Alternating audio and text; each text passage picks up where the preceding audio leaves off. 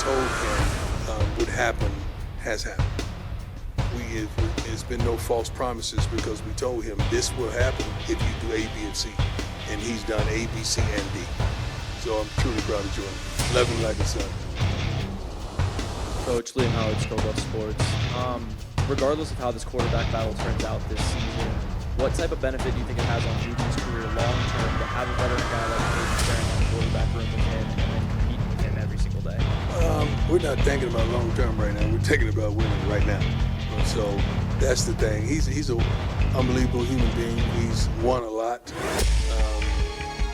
I don't know if he's competed a lot for a position, but he's not scared of the competition. He loves it. He embraces it. It's not like they're enemies. They're dear friends, and they're trying to make each other better, and they are. I see leaps and bounds with the tutelage from Coach left and right. And Pat is doing a phenomenal job of doing it as well. But I love everything about the kid, and he's going to soar. When it's his turn, trust me, he's going to run, and he's going to soar. Hey, Coach. How you doing? Good. How you doing? Good. What have you seen so far out of Jayden, considering this is a huge opportunity for him coming into the big stage and kind of taking the mantle that Shedeur left behind? Jayden is a guy with multiple talent. He could throw the football and he could run the heck out of the football. Sometimes in practice, you don't get a chance to see how good he is because when you run the quarterback, you know he can't hit him. But you could see the burst, the speed, the knowledge of reading the defenses, and he pulls it and keeps it. The kid is going to cause that. I'm just telling you, it's going to be a totally different type of offense, kind of from what you've seen us do in the past, because we have spent it tremendously. But don't underestimate his throwing ability. We just want him to complete every darn pass he throws in practice and get in a habit of completions. We know he can run.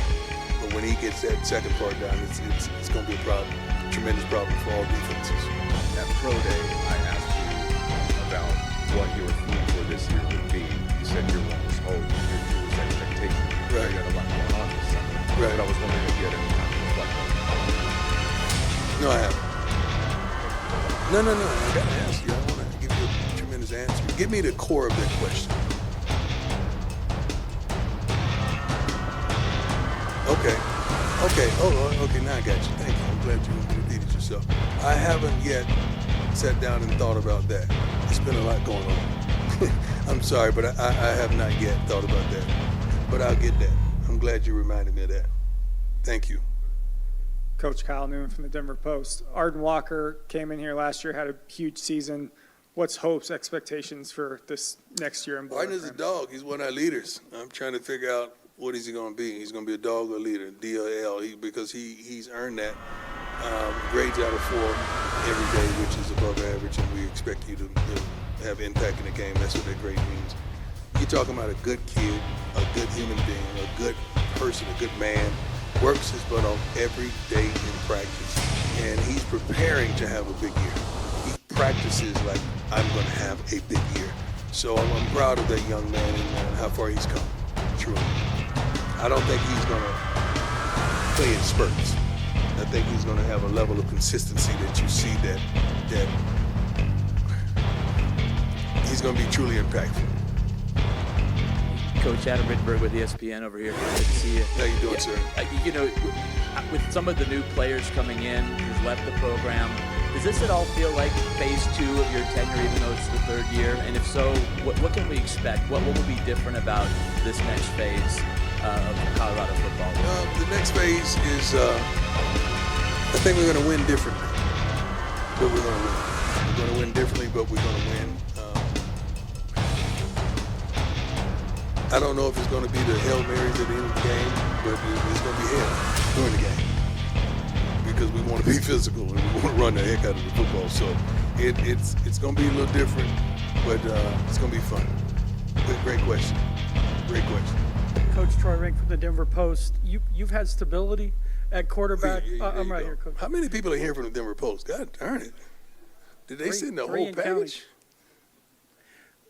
you've had stability at quarterback. Yes, sir. Do you need to decide on a starter for how do you approach this quarterback battle? Do you see both playing? Do you see a primary? I see us winning. I'm not looking that far down the line. I'm looking to have great practices by these two young men, and cream of the crop is going to rise. So it's not an urgency that we got to name this and name that. Both these guys can play. I mean, I think we can play well with either one of them. But we want to put ourselves in the best position, totally. So it's still going on. And don't underestimate Staub and what he brings to the table and what he brings to the room, because he's been in that room for the last couple of years. So he's seen some things that has had consistency in what we want to desire. And what he means to that room is phenomenal. Just being that older guy, that veteran that understands how we want things with these two new guys. So he's a tremendous asset to that room as well. Hey there, Mark Kisla, Denver Gazette. You had a strong vision. Yes, sir. And you hit the ground running, sir. Yes, sir. As you've grown as a program, how do you think you've grown as a coach? And how do you think you're better as a coach? One at a time. I'm getting old. Okay. How has I grown? How have I grown as a coach? Your first question, right? I think I've grown tremendously. I see and I understand who I am, what I am, how I am, where I'm going, and how to get there.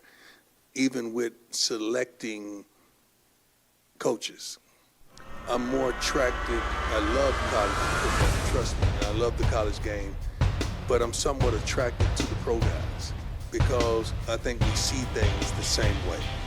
We have some college guys on the staff, and they're phenomenal, and I need to see from their lens as well, because what they add to the equation is tremendous. But I had to learn that about myself. I had to learn to go with my instincts. I think year one, I would be on the sideline, I would feel something, and I didn't go with my instincts. Time out, or no, we're not doing that.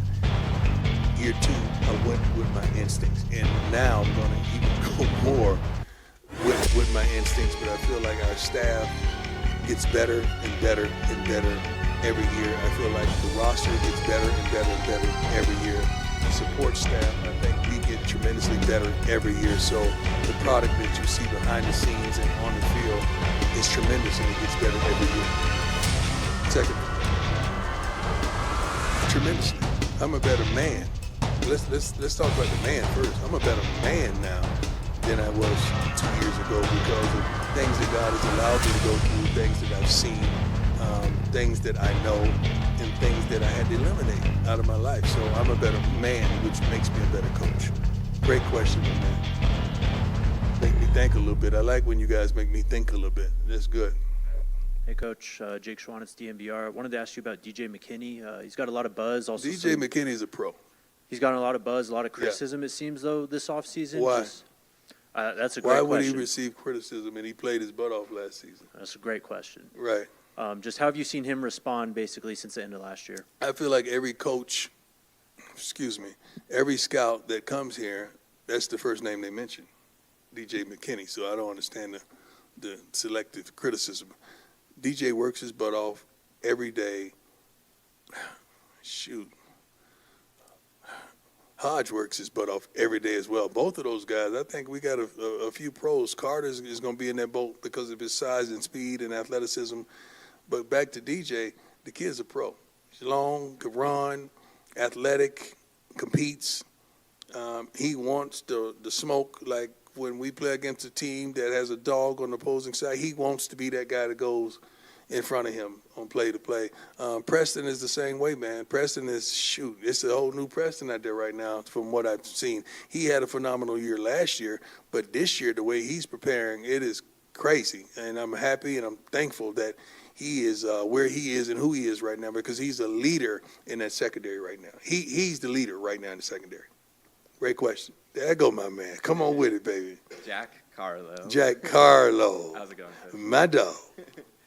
Good to see you again. Did you? How many more followers? About 300 a day. 300? Yeah. We got to do I'd say better than that. Very grateful. We got to do better than that. Got to follow me, man. I'm very happy with that. Okay. But just about 2 weeks into fall camp now, just What has kind of stood out to you the most or impressed you about this new group of guys? These guys work. They work. The strength and conditioning was phenomenal, and they just picked it up from there. They're fighting through adversity because you got some injuries. You're going to pick up some injuries. We've had some soft tissue injuries and some other things that